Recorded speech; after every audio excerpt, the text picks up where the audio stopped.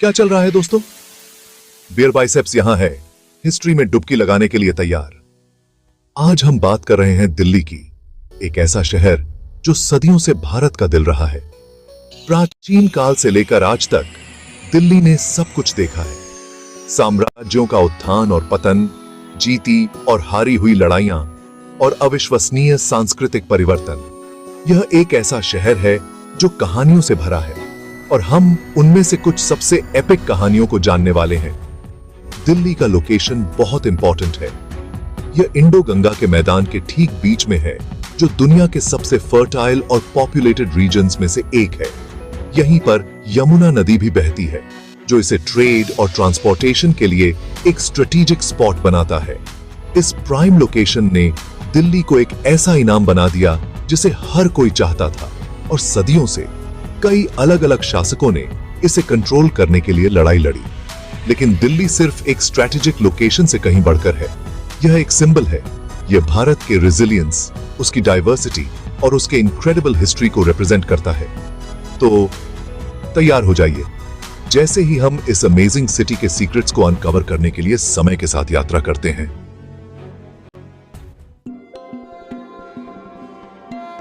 दिल्ली की कहानी बहुत पहले शुरू होती है, जो मिथकों और किंवदंतियों में डूबी हुई है। एक कहानी महाभारत के एक शक्तिशाली राजा युधिष्ठिर के बारे में बताती है। कहा जाता है कि उन्होंने इंद्रप्रस्थ शहर की स्थापना की थी, जिसके बारे में माना जाता है कि यह वर्तमान दिल्ली में स्थित था। यह दिल्ली को प्राचीन भारत और उसके महान नायकों से जोड़ता है। एक और किंवदंती तोमर राजपूतों के बारे में बताती है, जो एक योद्धा कबीला था जिसने उत्तर भारत के कुछ हिस्सों पर शासन किया था। कहा जाता है कि उन्होंने 8वीं शताब्दी ईस्वी में लाल कोट किले का निर्माण किया था। अपनी विशाल दीवारों और रणनीतिक स्थिति के साथ यह किला उस दिल्ली शहर की नींव बन गया, जिसे हम आज जानते हैं। ये शुरुआती कहानियां, भले ही आंशिक रूप से मिथिकल हों, हमें कुछ इंपॉर्टेंट बताती हैं। दिल्ली बहुत लंबे समय से शक्ति और महत्व का स्थान रहा है। यह एक ऐसी जगह है जहां हिस्ट्री जीवंत हो उठता है।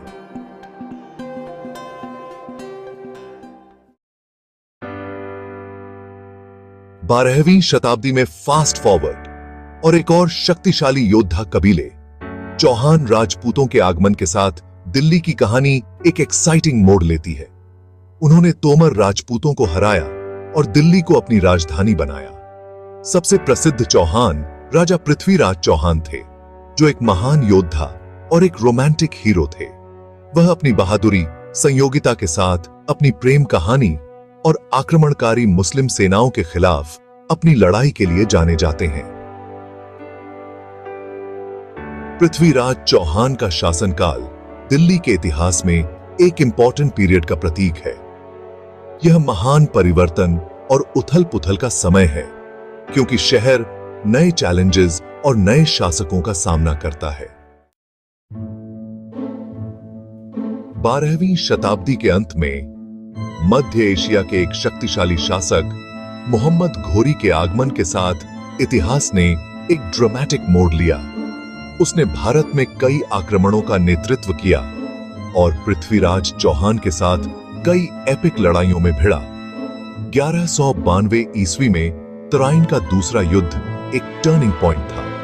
मोहम्मद घोरी विजयी हुआ, जिसने दिल्ली में मुस्लिम शासन की शुरुआत और शहर के इतिहास में एक नए चैप्टर की शुरुआत की। इस जीत ने दिल्ली सल्तनत की स्थापना का मार्ग प्रशस्त किया, जो अगली कुछ शताब्दियों तक दिल्ली और अधिकांश उत्तर भारत पर राज करेगी।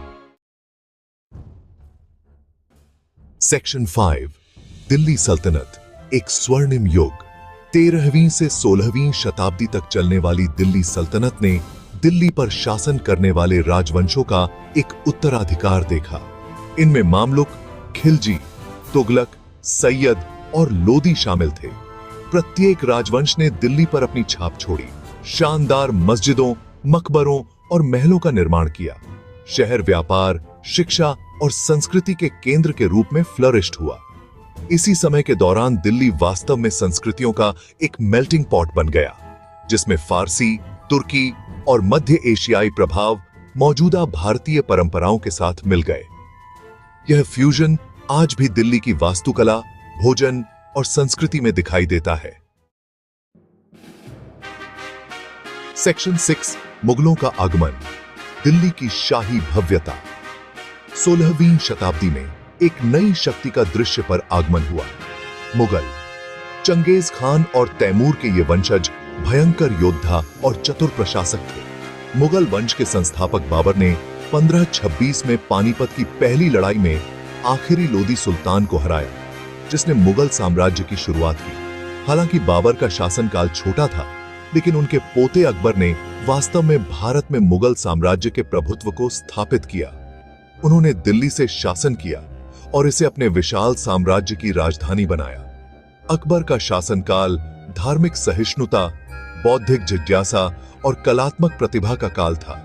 उन्होंने साम्राज्य का विस्तार किया, प्रशासनिक सुधारों को लागू किया और कला और वास्तुकला के विकास को प्रोत्साहित किया। सेक्शन 7, शानदार मुगल कला, संस्कृति और शक्ति। मुगलों के अधीन दिल्ली वैभव की नई ऊंचाइयों पर पहुंची। अकबर के उत्तराधिकारी जहांगीर और शाहजहां ने शानदार संरचनाओं के निर्माण की अपनी विरासत को जारी रखा। शाहजहां विशेष रूप से वास्तुकला के प्रति अपने जुनून के लिए जाने जाते हैं। उन्होंने दिल्ली में लाल किला बनवाया, जो मुगल डिजाइन की एक उत्कृष्ट कृति है, जो शाही निवास के रूप में कार्य करता था। उन्होंने अपनी प्यारी पत्नी मुमताज महल के लिए मकबरे के रूप में आगरा में ताजमहल का भी निर्माण करवाया, जो दुनिया की सबसे आइकॉनिक इमारतों में से एक है। ये संरचनाएं आज भी मुगल साम्राज्य के धन, शक्ति और कलात्मक प्रतिभा का प्रमाण है। सेक्शन 8, मुगलों का पतन और अंग्रेजों का उदय। हालांकि शक्तिशाली मुगल साम्राज्य भी पतन से बच नहीं सका। औरंगजेब, जिसने साम्राज्य का सबसे बड़े विस्तार तक विस्तार किया, के बाद मुगल साम्राज्य कमजोर होने लगा। आंतरिक संघर्षों, विद्रोहों और मराठों जैसी क्षेत्रीय शक्तियों के उदय ने उनके पतन में योगदान दिया। इस गिरावट का फायदा उठाते हुए ब्रिटिश ईस्ट इंडिया कंपनी, एक व्यापारिक कंपनी जिसने भारत में पैर जमा लिए थे, ने धीरे धीरे अपनी शक्ति बढ़ाई।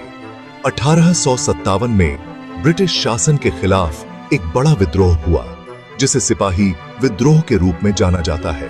हालांकि विद्रोह को अंततः दबा दिया गया था, लेकिन इसके कारण ब्रिटिश क्राउन ने भारत का सीधा नियंत्रण ले लिया। दिल्ली एक बार फिर एक प्रमुख सत्ता परिवर्तन का गवाह बनी। सेक्शन 9, आधुनिक भारत में दिल्ली औपनिवेशिक राजधानी से स्वतंत्र राष्ट्र तक। अंग्रेजों ने शुरुआत में कलकत्ता को अपनी राजधानी बनाया, लेकिन 1911 में